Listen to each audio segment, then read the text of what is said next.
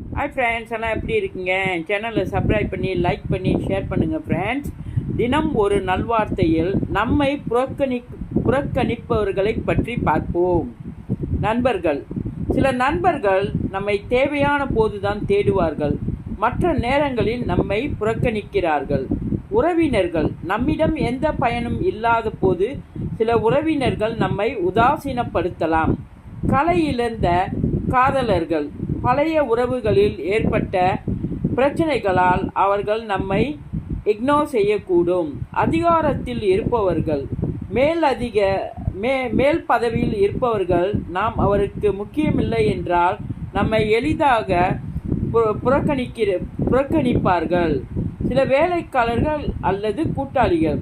ஒரே இடத்தில் வேலை செய்தாலும் சிலர் நம்முடன் பேசாமல் இருக்கலாம், முக்கியத்துவம் இல்லாதவராக கருதலாம். சமூகத்தில் உள்ள சிலர். பணம், பதவி, புகழ் போன்ற காரணங்களால் சிலர் நம்மை மதிக்காமல் புறக்கணிக்கிறார்கள். இந்த முக்கிய குறிப்பு: இந்த புறக்கணிப்பை மனதில் எடுத்துக்கொள்ளாமல் நம்முடைய மதிப்பையும் உறுதியையும் நாமே வளர்த்து கொள்ள வேண்டும். உங்களை மதிக்காதவர்கள் உங்கள் வாழ்க்கைக்கு தேவையானவர்கள் அல்ல. இந்த புறக்கணிப்பு ஒரு பாடமாக நமக்கு இருக்கட்டும். நீர் அருகில் இல்லை என நான் சோர்வேன் என நினைத்தாயா? நீ பேசாமல் சென்றபோது நான் மாறுவேன் என எண்ணினாயா? பிறர் வார்த்தை கேட்டு விலகினாய்.